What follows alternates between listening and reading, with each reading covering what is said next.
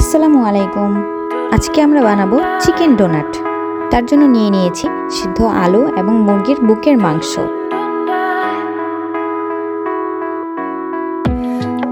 এবার একে একে সবগুলো উপাদান মিক্সিং জারের মধ্যে ঢেলে নেব।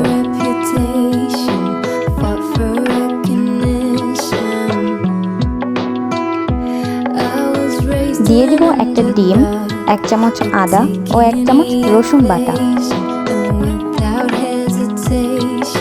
মিশিয়ে নিব 2 চামচ কর্নফ্লাওয়ার, মরিচের গুঁড়ো, পরিমাণ মতো লবণ এবং জিরা গুঁড়ো।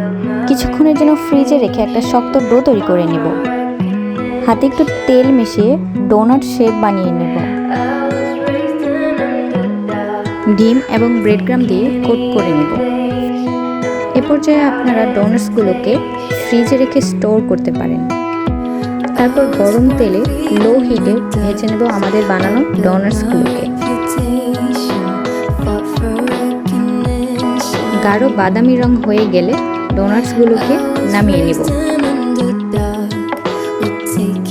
ব্যাস তৈরি হয়ে গেল মুচমুচে মজাদার চিকেন ডোনাটস।